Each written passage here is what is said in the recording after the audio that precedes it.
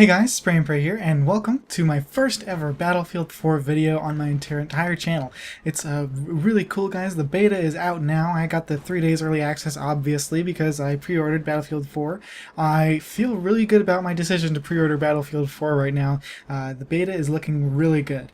In this video, I just want to give you some general tips when you start to play the Battlefield 4 beta.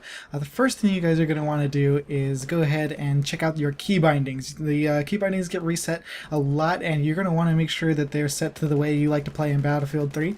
This is something I forgot, and I was like really wondering why when I crouched I had to hold it, and these weird things that were happening. So yeah, check out your key bindings. The next thing I would advise you to do, maybe even before your key bindings, would be to check out your video settings. Now this is important because there have been some problems reported with the beta and having some low FPS issues. Obviously the game is in beta stages, so it's not as optimized as it will be in the future, and by lowering some of your video settings you can make your game get better FPS, basically.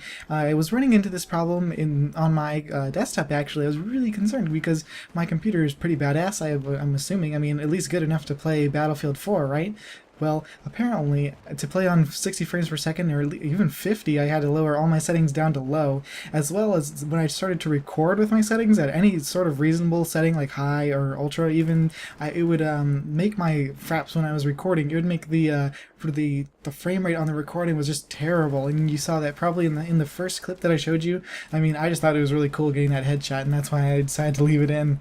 Anyway, another thing that you should do just before you start getting in the thick of it, you might want to go and check out the leaning mechanic. Now, this mechanic is kind of really small and almost worthless, I would say, except for, just very niche times are you going to actually need this to lean. It's like when you get up close to a wall, it'll lean for you. It's very similar to if you've seen any of the leaning from Call of Duty Ghosts. It's like almost exactly the same, and it's based on when you're close to a leanable object, your character will lean.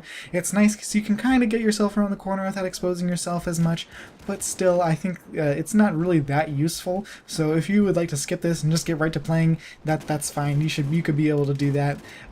Anyway, some of the things that you should worry about, like as you start to play, something to note that's different between Battlefield 3 and Battlefield 4 is that the medic and support class, their new starting thing, you know how they got that like little pack of first aid or bullets that they could just throw down? Well, they don't get that until very late in the beta. It took me like almost all day to unlock the support bullet bag, and what they start out with are these tiny little packs, and basically they throw these down, and when you walk over them they'll stick to you. Now for the medic, that's actually pretty interesting because it'll heal you as you walk away, so people aren't like, you're not just gonna have to stay in range of this little bag. But with the support pack, I think it's really lost its like any sort of meaning, because you just walk over the support pack and it just gives it to you. But the real big problem with the support packs is that they don't give any rocket ammunition or any other ammunition besides your main gun and your secondary. So it's really annoying if you're like an engineer and you're trying to kill tanks. You run out of ammunition for your rocket launcher very quickly, and it's almost like horrible in a sense because you can never really kill more than one tank, even if you're lucky to kill the one tank in the first place. Now, once you go through the support class and unlock the actual pack and the big bag of bullets, it's the exact same thing as Battlefield 3. It reinforces your refills your rockets, your nades, your launcher ammo. Everything gets refilled by that. So don't worry, it's not completely out of the game. It's just a little bit later on in the beta, and I'm sure they'll move things around. Now, another thing to note is that the noob tube for the assault class is way overpowered, guys. The HE grenade launcher is just ridiculous. You can just you can use that thing and go around the corner and just one-shot people with it. It's amazing. So I would definitely, if you're having trouble, try using that. It's pretty cool, and you get a lot of kills. Now, another thing is how in support you used to be able to use unlimited C4. Well, not anymore. They moved the C4 to recon. So if you're going to be vehicle busting or trying to destroy vehicles, you're going to want to pick either engineer or recon, actually, because they now have the C4. Now, especially on a map this big, guys, the map is so huge, it's actually not so bad having Recon as the C4 class, because you're really going to be able to use your long-range sniper rifle, and the C4 is nice too. It's just, I think it's doing a really good job of balancing out the classes, because as we saw in Battlefield 3, a lot of people will only play certain, nobody played Recon really, hardly anybody played Support. I think Support was the least played class in the entire game, so now that they're trying to move things around, making things a little bit different and better in some cases, I think that you're going to be seeing a lot more Recon and Support players.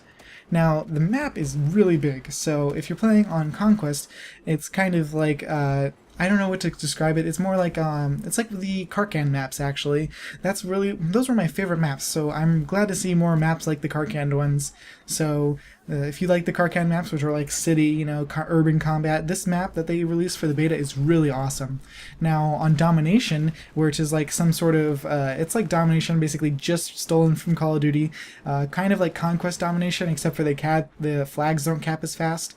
So it reminds me of No Share Canals, actually, when I'm playing on that mode, because the map is a lot smaller and they just give you like one little section to play in. And it's really fun and fast-paced action, and really, you know, it makes me feel like I'm playing Call of Duty, but that's not a bad thing. It makes me feel like it's a good thing to play Call of Duty, you know, because it's like, if you want some faster action, you might as well just try a different game type, you know? Now, a lot of the things that you're going to be playing or trying to get in these unlocks for the guns, like for instance, a lot of the lasers, and I think there's one attachment for every single gun that is locked, and it's not able to be unlocked by leveling or anything like that. It's, well, I guess it's sort of leveling. When you get to level, I think it's 3, you get your first thing called a battle pack, and by these battle packs you get, there contains like some random stuff in it. You'll get maybe like a sight for one gun and a laser pointer for another gun, and then the third thing is going to be something special like double experience or 25% more experience or something like that. And they're really cool, and I think these new battle packs are a great way to change up these kind of static ways that you kind of leveled up in Battlefield 3, where you just slowly unlock everything by kills. And honestly, most of these decisions are cosmetic anyway. The only thing I'm kind of disappointed about that you can't unlock is that for the ACWR at least, you cannot unlock the Coyote site until you find a good battle pack. So it's going to be a long time until I see a Coyote site, at least in the beta, maybe not ever. Now, the second part of this video, what did I want to talk about, was the ACWR. It is a really cool gun, and it's one of my favorite guns in every game ever, and that's really important because I have one in real life. Here it is. This is my ACR. It's kind of, you know, you can't really see it because I'm too close to the camera, but it's not real. It's an airsoft gun, but I did pay, you know, a little bit of money for this thing, so it's nice to see this gun in the game because it's really one of my favorite guns ever, and that's obviously why I have one for my airsoft games. Anyway, beyond me having one that makes no difference toward the game, basically the ACWR is a really fast shooting gun. It's like a laser beam if you guys put the compensator on it, which is unlocked only at 30 kills, so that should be easy to get. It's either 30 or 40. I'm sorry if I can't remember, but anyway, you can get people like really far away and really close because of the fast fire rate and awesome hip fire when you put the laser on it. Now, the magazine has been upgraded from Battlefield 3. In Battlefield 3, you only had a 27-round magazine. For at least in the beta, the ACWR in Battlefield 3 has a 31 round magazine. That's 30 plus 1 in the chamber, and my god, it shoots fast. It's like the Scorpion or something. It's like really fast shooting. I would have trouble without the compensator. It's kind of hard to hit people at range, but once you get the compensator, I swear, it's a real laser beam, and even at up close, there's just nothing you can do. The only thing that I would complain about the ACWR is that the red dot is meh. I mean, it's kind of hard to see. It obscures your peripheral a little bit, and I mean, but that's it. Overall, this gun is basically almost as OP as the grenade launcher. So yeah guys, I hope you enjoyed this episode of Battlefield 4. This is my first one ever. I hope you enjoyed the tips too, because I'm really trying to help you guys and trying to find my niche within the Battlefield 4 community, you know, trying to make you guys videos. And if there's anything you guys would want to see in my videos, please go ahead and send me a comment and I'll try to do anything that you guys say. Yeah, so thanks so much for watching guys. You're the best subscribers in the world. I love you all. Spray and pray out.